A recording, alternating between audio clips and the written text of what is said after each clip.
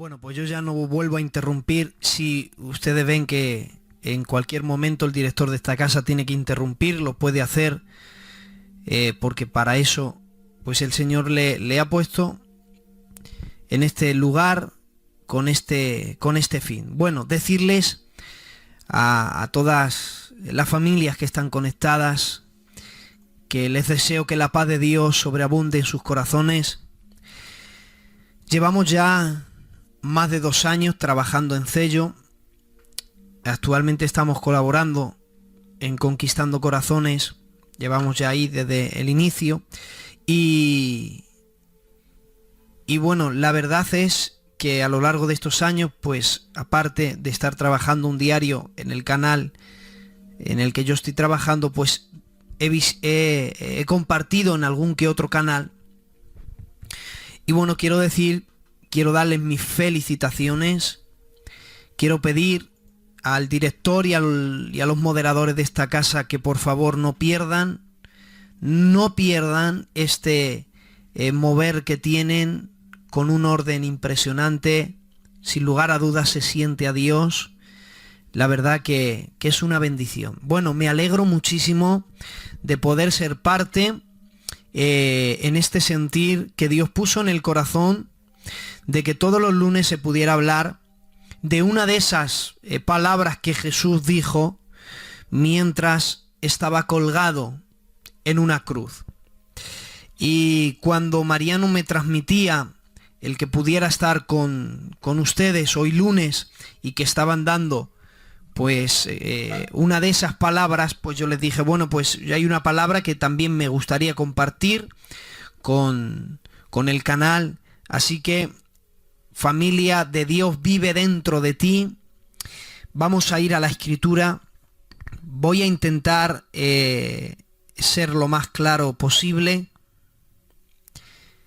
La verdad que estoy aquí en la habitación, en mi pequeño estudio, y créeme que estoy sintiendo a Dios. Es una noche muy especial. Sobre todo el tema que nos compete desarrollar esta noche, súper importante y necesario para nuestras vidas. Vámonos a la Escritura. Todos aquellos que gusten, y tengan Biblia y me quieran acompañar. Nos vamos al capítulo 19 del Evangelio de Juan. Juan capítulo 19 y el verso 28 en adelante dice así la santa palabra del Señor. Dice, después de esto, es decir, después de ya haber ocurrido algunas cosas mientras él estaba en esa cruz, después de esto, concretamente después de decirle, madre, he ahí tu hijo, hijo, he ahí tu madre, después de aquello, sabiendo Jesús que ya todo estaba consumado, dijo para que se cumpliese la Escritura, y esta es la palabra que vamos a desarrollar, tengo sed. Volvemos a leer el texto.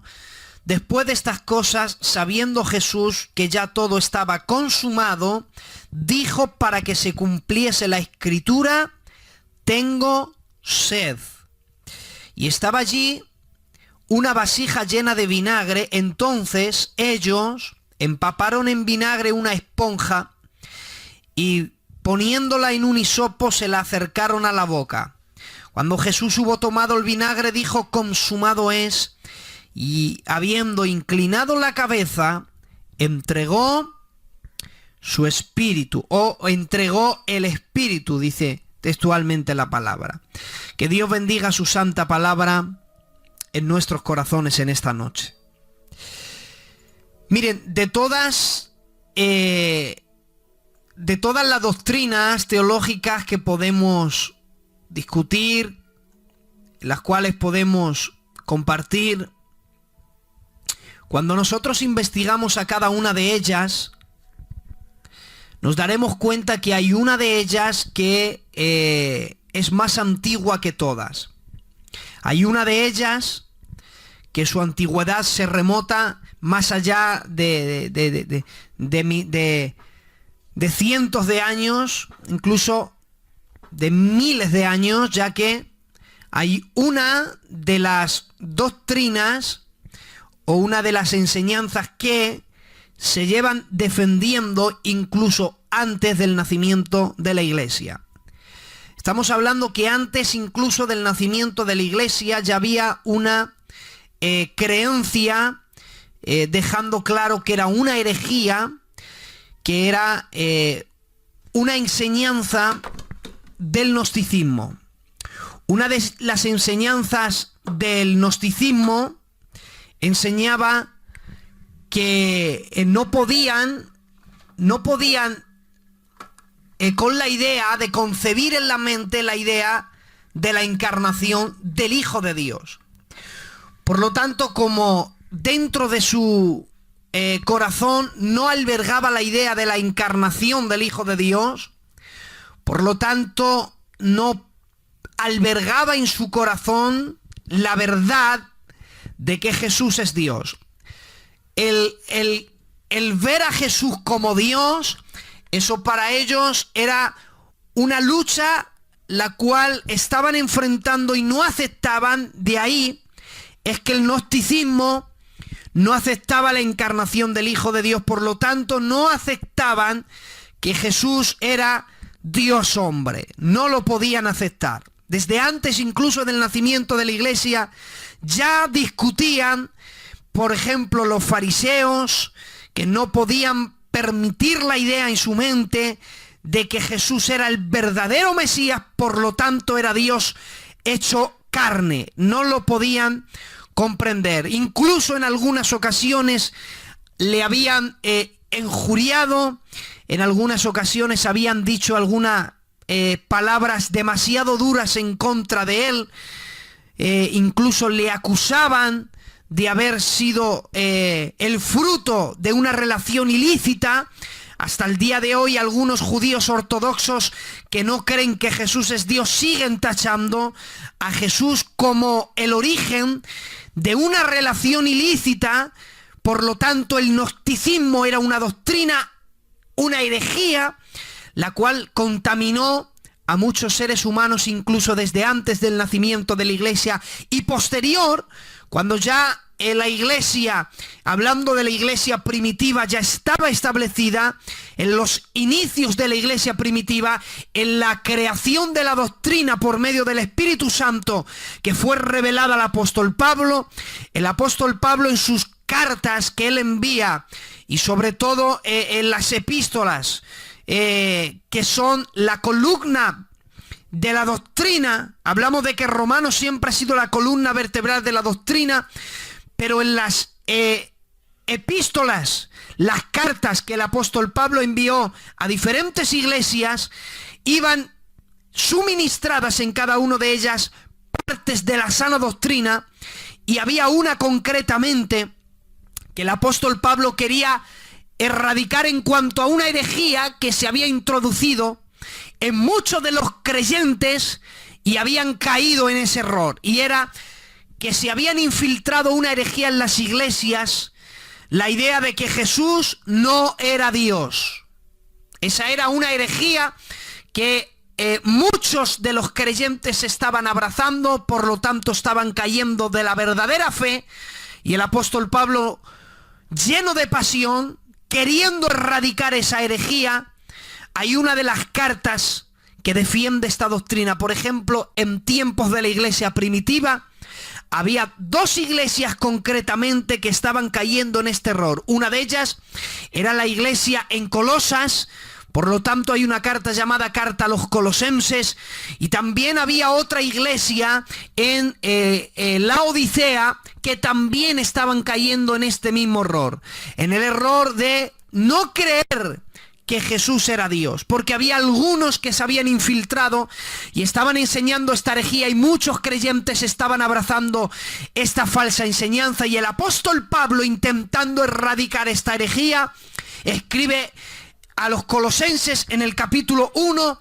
y el verso 15, hablando de Jesús, dice: porque Él es la imagen del Dios invisible, Él es el primogénito de toda creación, porque en Él fueron creadas todas las cosas, las que hay en los cielos, en la tierra, visibles e invisibles, ya sean tronos, dominios, principados, potestades, todo fue creado por medio de Él y para Él. Y tiene el apóstol Pablo que especificar, Él es antes que todas las cosas, y todas las cosas en Él subsisten, dando a entender de que Jesús fue quien originó la creación al principio, el verbo, la palabra. Por eso en el capítulo 2 y verso 9 tiene que seguir especificando, porque en Él, refiriéndose a Cristo, habita corporalmente toda plenitud de la deidad. Y fíjense, hermanos, que en el capítulo 2 de esta misma carta dice: porque quiero que sepáis cuán grande lucha sostengo por vosotros. Y esa lucha estaba hablando de la lucha de erradicar esta falsa doctrina, la que Jesús no es Dios. Por eso es que dice: sostengo esta lucha por vosotros, y menciona otra iglesia, y los que están en la Odisea, y por todos los que nunca han visto mi rostro, para que sean consolados sus corazones unidos en amor hasta alcanzar las riquezas, atención, del pleno entendimiento, a fin de conocer el misterio del Padre y de Cristo. El misterio del Padre y de Cristo, obviamente, grande es el misterio de la piedad. Jesús fue manifestado en carne. Por lo tanto, el apóstol Pablo, al final de la carta a los colosenses, les tiene que decir: cuando esta carta, es decir, la carta de Colosas, cuando esta carta sea leída entre vosotros, es decir, en la iglesia de Colosenses, haced también que se lea en la iglesia de la Odisea. ¿Por qué el apóstol Pablo tenía interés de que esta carta a los colosenses también se leyera en la iglesia de la Odisea? Porque habían algunos de los creyentes iban a caer en esa herejía, la que Jesús no es Dios. Por lo tanto, el apóstol Pablo, queriendo erradicar esta doctrina, les especifica en la carta a Colosenses de que Jesús, en Él habita toda plenitud de la deidad, que Él es antes que todas las cosas, que todas cosas por Él subsisten. Por eso, en el mismo versículo que hemos leído en Juan, cuando Jesús, exclamando en la cruz del Calvario: tengo sed, en ese mismo evangelio podemos leer al principio: en el principio era el verbo, y el verbo era con Dios, y este era Dios. Este era en el principio con Dios, y todas las cosas por Él fueron hechas.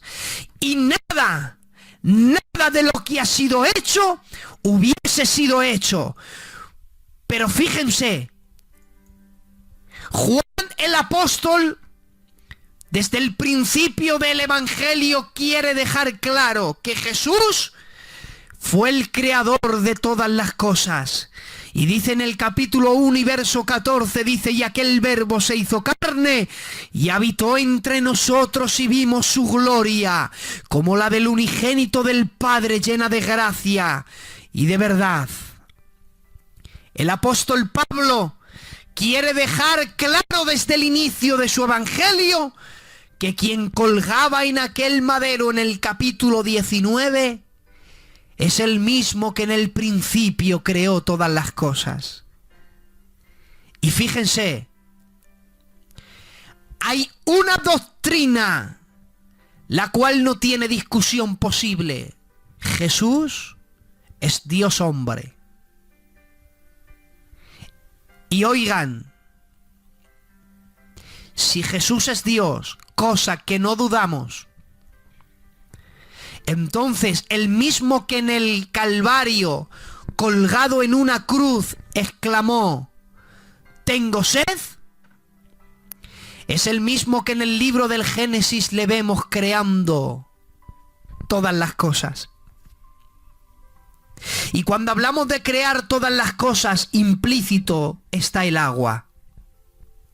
El que está exclamando en un madero: tengo sed, es el mismo que en el libro del Génesis le vemos creando las aguas. Pero no solamente le vemos creando las aguas, es que en el mismo libro del Génesis le vemos manipulando el agua como nadie. Por eso la Biblia dice, sepárase las aguas de las aguas. Y dice la Biblia, y separó las aguas que estaban en la expansión de los cielos. Sobre la expansión de los cielos, las separó Dios. Y cuando Dios separó las aguas y en medio hubo una expansión, dice, y a la expansión las llamó cielos. El mismo que Él está pidiendo agua en la cruz del Calvario es el mismo que en el principio la crea, pero también es el mismo que en el principio es capaz de separarla, pero también es el mismo que el que la crea y la separa también tiene poder para unirla. Y dice la Biblia, y juntó Dios las aguas, y a la reunión de las aguas las llamó Dios mares. El mismo que la crea, el mismo que la separa y el mismo que la une es el mismo que cambia su composición química, y puede Dios transformar la composición del agua y convertir el agua en una matriz fértil. Por eso Dios manda las aguas y dice, produzca las aguas seres que habiten en ellas y también aves que vuelen por encima de los cielos. Dios es el mismo que ha creado el agua, la manipula como nadie porque la separa, la junta, cosa que no puede hacer nadie, pero también puede hacer que el agua sea una matriz fértil y empezar a producir vida. Por eso dicen todavía que allí donde alberga un poco de agua, allí es que alberga un poco de vida, porque Dios en el principio ordenó a las aguas que produjeran vida. Él es el mismo que en el libro de Job le vemos haciendo cosas que rompen con toda lógica humana. Dice la Biblia que Dios detiene las aguas, dice, y Dios detuvo las aguas. El mismo que ha creado las aguas, el mismo que las separa, el mismo que las junta, el mismo que hace que las aguas sean matriz fértil y produzcan vida, es el mismo que las detiene en el libro de Job, pero también las pone límites. Y dijo Dios a las aguas, hasta aquí llegarás, y de aquí no pasarás, porque aquí se acaba el orgullo de tus olas. Es el mismo también que en el libro de Job le vemos haciendo algo que rompe esquemas. Y dice la Biblia, y Dios elevó las aguas en las nubes y las ató en ellas. ¿Y quién puede entender las maravillas de Dios? Que Dios convierte el agua en vapor, la eleva hasta las nubes, las ata en las nubes, y hasta que Dios no ordena, ninguna gota de agua empieza a caer sobre la tierra. Pero el mismo que es capaz de hacer todas esas cosas, le vemos en el libro de los Salmos que dice la Biblia, porque Él pone los aposentos en las aguas. Pero fíjense, el que pone los aposentos en las aguas, en el libro de Isaías le vemos que dice la Biblia que con el hueco de su mano ha medido todos los mares. Y Dios es tan grande que todos los mares caben en el hueco de su mano. Pero el mismo que es capaz de hacer todas estas maravillas en el Antiguo Testamento, en el Nuevo Testamento podemos ver algo maravilloso, y es que la Biblia dice que Él convirtió 6 tinajas de vino, que eran 100 litros de vino, las convirtió en 100 litros de agua, o al revés, cogió el agua, 100 litros de agua para la purificación, y las convirtió en vino. Él es el único que puede transformar la composición del agua, H2O, y convertirlas en el mejor vino, y el agua dejar de ser agua para ahora ser vino. Pero es el mismo que le vemos caminando sobre las aguas del mar de Galilea, de modo que las aguas que no sostienen nada es capaz de, cuando sentir las pisadas de Jesús, hacer que el agua, una materia insensible, se convierta en una materia fuerte para hacer que las pisadas de Jesús puedan ser sostenidas por las aguas. Pero aquel que es capaz de caminar sobre ellas, de transformarlas, de medirlas, de detenerlas, de atarlas, de juntarlas, de separarlas, es el mismo que en términos espirituales le dijo a la samaritana: si yo te diera de mi agua, tú no tendrías sed jamás. Y es el mismo que dice la Biblia que en el gran día de la fiesta, cuando ya los sacerdotes han acabado con sus ritos de la purificación y del agua, cuando ya se ha terminado y se ha derramado todo el agua, ahora Él se levanta y puesto en pie en medio, en el gran día de la fiesta, Él hace un llamamiento y dice: el que tenga sed, venga a mí y beba. Por eso, de todos los llamamientos que Jesús ha hecho, o que Dios ha hecho, de todos los llamamientos hay uno que llega incluso hasta el milenio. En el libro de Isaías le escuchamos este llamamiento: a todos los sedientos que vengan a las aguas. Y ahora, hermanos, el mismo que hace un llamamiento a que todos los sedientos vengan a las aguas, que todos los que tienen sed, que vengan a Él, que van a beber de un agua que salta para vida eterna. Aquel que es capaz de haberla creado, la manipula, la detiene, la junta, ahora yace en un calvario y tiene que exclamar: tengo sed. ¿Sabes por qué entendemos que Él tuvo sed? ¿Por qué Jesús tuvo sed en el Calvario? Esto no lo llegamos a entender si Dios no inspira a David, y él en el Salmo 22, en el verso 14, él escribe y dice: he sido derramados como aguas. Es un salmo mesiánico. Todo esto que os voy a relatar se cumplió en Jesucristo mientras estaba colgado en la cruz. He sido derramados como agua.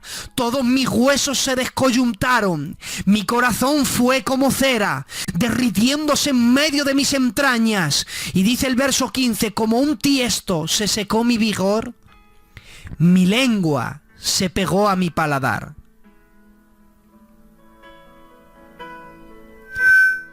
Fíjense, ¿saben por qué a una persona la lengua se le pega al paladar? A una persona la lengua se le pega al paladar en el momento de sequía más extrema, tanta sequía que no puede ya ni producir saliva. Jesús en la cruz del Calvario, su sed era tan grande que ya no le quedaba en su cuerpo agua suficiente, ni tan siquiera para producir saliva. Por eso es que su lengua se le pega al paladar. Por eso dice que se secó como un tiesto. Coge una planta y ponla al sol, no la riegues. Ya verás qué va a pasar con ese tiesto. Y cuando veas a ese tiesto seco, entenderás que semejante a eso es que le ocurrió a Cristo en la cruz del Calvario. Pero miren, el gran amor que Jesús tuvo. De todas las manifestaciones de amor, la que vemos en esta frase, tengo sed, a mí me rompe todos los esquemas. Porque fíjense, ¿saben ustedes que Jesús pudo haber tenido líquido en su cuerpo mientras estaba en el Calvario? Porque la Biblia dice en el capítulo 27 y verso 34 del Evangelio de Mateo, dice: y le dieron a beber vinagre mezclado con hiel, pero después de haber probado no quiso beberlo. Miren, hay otro evangelio, esto lo dice el Evangelio de Mateo, hay otro evangelio que dice: y le dieron a beber vinagre mezclado con vino. Hay mucha gente que dice, bueno, la Biblia se contradice, porque uno dicen vinagre mezclado con hiel y otro dicen vinagre mezclado con vino. Y hay gente que dice que la Biblia se contradice, pero miren, hermanos, cuando nosotros estudiamos este tema, descubrimos un dato maravilloso, y es que resulta que antiguamente existían muchos oficios. En tiempos de Jesús había muchos oficios. Había un oficio que le llamaban el oficio de la misericordia. El oficio de la misericordia, presten atención porque van a entender todo esto. En el oficio de la misericordia, este oficio era ejercido por las mujeres ricas de la alta sociedad en Jerusalén. Es decir, que las mujeres de los ricos, viendo cómo sufrían las mujeres pobres de los hombres que eran condenados a muerte, a ser crucificados, crearon un oficio que se llamaba el oficio de la misericordia. ¿Qué consistía esto? Consistía en que las mujeres ricas de la alta sociedad de Jerusalén tomaban unas especies, entre ellas eran vinagre, vino, hiel, también algunas otras especies, como una especie que aparece en el libro del Génesis que se llama la mandrágora.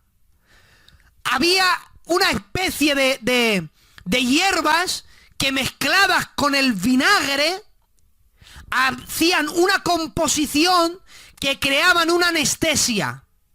Era un analgésico, pero a la vez era una anestesia. ¿Qué es lo que hacían las mujeres ricas? Se los regalaban a las mujeres pobres para que cuando sus maridos fueran condenados a muerte, a ser crucificados, les entregaran eso. Pero también las mujeres ricas se lo entregaban gratuitamente a las mujeres de Jerusalén para dárselo a los judíos condenados.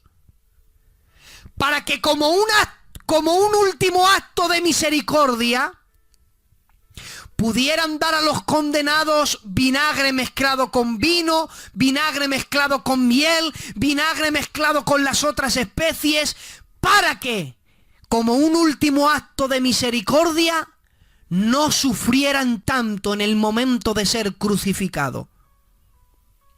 Y para que también pudieran durar más tiempo vivo en la cruz. No sabemos cómo, pero uno de esos pasos llegó hasta la boca de Jesús. Y la Biblia dice que probando Jesús el vinagre mezclado con miel, Jesús sabía que eso era una anestesia. Le iba a quitar dolor y le iba a prolongar su vida en el Calvario. ¿Y saben lo que dice la Biblia? Que después de probarlo, no quiso beberlo. Jesús rechazó sufrir menos en el Calvario. Jesús rechazó vivir más de lo que estaba establecido por el Padre, y eso lo rechazó por amor a cada uno de los que estamos escuchando esto ahora. Porque de tal manera amó Dios al mundo, jamás comprenderemos el amor de Jesús. Jamás. Fue tan grande que Él no quiso aliviar su dolor ni prolongar su vida.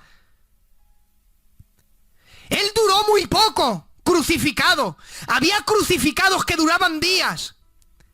Hay contemporáneos a Jesús, como pueden ser Fabio Josefo, Plinio el Joven, Tácito, historiadores contemporáneos a Jesús que dicen que había crucificados que duraban días clavados en la cruz. Por eso los romanos aprendieron el arte de partirles las piernas para que cayendo sobre sus pulmones murieran asfixiados. Pero Jesús, cuando hubo probado eso, no quiso beberlo. Porque Él no quiso quitar el dolor de su agonía que tenía que sufrir por cada uno de nosotros. Pero fíjense, cuando Jesús estaba en la cruz del Calvario, y ya voy a ir terminando, dice la Biblia, viendo que Jesús estaba todo consumado, entonces Él va a decir algo para que se cumpla la Escritura. Fíjense, está todo consumado, pero Él dice, creo que todavía hay algo de la palabra que no se ha cumplido en mí. Porque había un salmo mesiánico que es el Salmo 69, que dice, y el verso 20 dice, el escarnio ha quebrantado mi corazón. Y estoy muy triste. Esperé quien se compadeciera de mí y no lo hallé. Eso es lo que le ocurrió a Jesús en la cruz. Esperó que alguien se compadeciera de él, pero no había nadie que le ayudase. Y dice el Salmo 69, 21, me pusieron además hiel por comida, y en mi sed me dieron a beber vinagre. Fíjense que Jesús sabe que parte de ese versículo ya se ha cumplido en su persona. Me dieron por comer hiel. Por comida le dieron hiel. ¿Y eso cuándo se cumplió? En el texto anterior, dice la Biblia, le dieron vinagre mezclado ¿con qué? Con hiel. Entonces, aunque le dieron mezclado con vinagre, pero ya le dieron la hiel. Pero todavía faltaba algo que no le habían ofrecido y era vinagre. Y dice la Biblia, para que se cumpliera la Escritura, es decir, que Cristo en su mayor agonía todavía era consciente. Todavía en su mayor agonía todavía era consciente. Todavía el dolor no le había robado la razón de su existir. Y para que se cumpliera la Escritura, dijo, tengo sed. Y fíjate tú por dónde. A los pies de la cruz había una vasija. Y mira por dónde dentro de esa vasija había vinagre. Escuchen, cuando decimos vinagre, ¿qué se nos viene a la mente? Bueno, yo quiero quitar algo. El vinagre que aquí hay, que le ofrecieron a Jesús, no es el mismo vinagre que usamos en la cocina, no. Era algo diferente. Fíjense, los soldados romanos cuando iban a crucificar se emborrachaban bebiendo vino. Para ellos era un espectáculo. Disfrutaban crucificando. Se llevaban vino. El vino que sobraba lo dejaban ahí. Y cuando el vino se echaba a perder, se avinagraba. Era un vino avinagrado. Y el vino avinagrado en los tiempos de Jesús se usaban como vinagre. Es decir, que el vino que se echaba a perder se convertía en vinagre para ellos. Y dice la Biblia que él, viendo que estaba consumado, dijo, tengo sed. Y mira por dónde le ofrecieron vinagre. Todavía Jesús, consciente de todas las cosas. Con esto termino. Fíjense, hermanos, que Jesús, después de haberle ofrecido vinagre, todo se había cumplido. Y fíjate que en nuestro lenguaje castellano la palabra tengo sed son dos palabras compuestas de 8 letras. Esto no lo tienen que tomar como doctrina ni mucho menos, pero es un dato que a mí me hizo bien cuando lo recibí. Tengo sed. La frase que hemos desarrollado en esta noche. Una frase compuesta ¿de cuánto? De 8 letras. El número 8 significa en la numerología bíblica nuevo comienzo. Era como haber dicho, después de lo ocurrido, daré comienzo a todas las cosas. Cada vez que me invitan a un canal de Cello, termino con una alabanza. De todas las manifestaciones de amor, no ha habido otra más fuerte que la que ocurrió en la cruz del Calvario. Por eso pidamos que el amor de Dios nos haga fuerte en esta noche.